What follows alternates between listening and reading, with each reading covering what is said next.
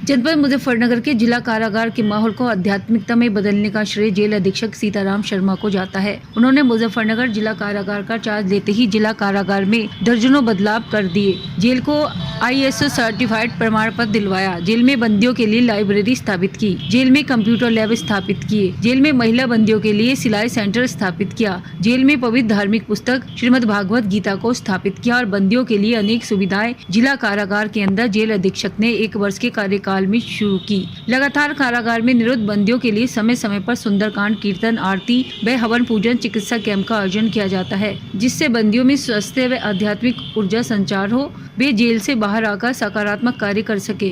आज अमावस्या के दिन जिला कारागार में जेल अधीक्षक सीताराम शर्मा ने महायज्ञ का आयोजन किया, जिसमें वैदिक मंत्रोच्चारण के तहत पूजा अर्चना कर प्रसाद वितरित किया गया। पूरे धार्मिक कार्यों में सभी हिंदू मुस्लिम बंदी एक चिंता मगन में प्रतिभाग करते हैं और क्राइम का रास्ता छोड़ने की कसम खा रहे हैं।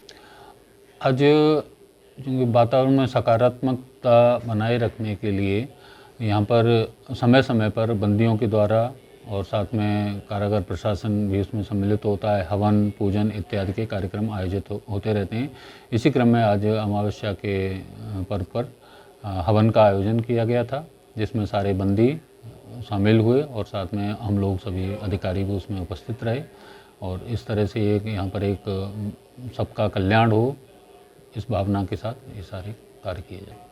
देखिए, भारतीय मनीषा में आध्यात्मिकता का एक अपना बहुत बड़ा आयाम है और यहाँ पर प्रत्येक व्यक्ति किसी न किसी रूप में ईश्वर को मानता है या आध्यात्मिक है या धार्मिक है।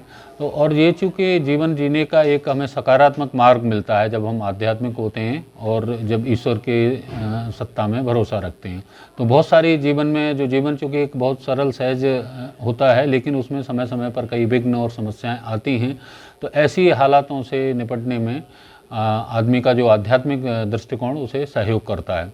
क्योंकि कारागार में भी जब बंदी निरुद्ध हैं तो वो समाज की मुख्य धारा से कटे हुए हैं और जाने अनजाने उनसे कोई न कोई अपराध हुआ होगा, तो वो उसका प्रायश्चित करने यहाँ आते हैं। सुधार गृह की संकल्पना है कारागार।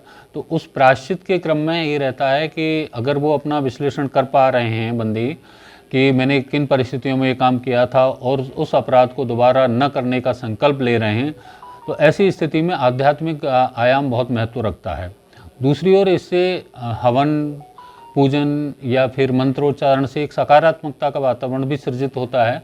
तो उसलिए इस परिप्रेक्ष्य में हम लोगों का प्रयास रहता है कि बंदी अगर इस तरह से किसी भी कार्यक्रम में, किसी भी त्यौहार में वो प्रतिभाग करना चाह रहे हैं तो उनको इसके लिए अनुमति दी जाती है और साथ में हम लोग भी कारागार प्रशासन के सभी अधिकारी कर्मचारी भी उसमें सहभागिता करते हैं, जिससे एक जो बंदी और प्रशासन के बीच में एक लगाव की भावना रहे और जो सुधार गृह की संकल्पना अपना मूर्त रूप ले पाए।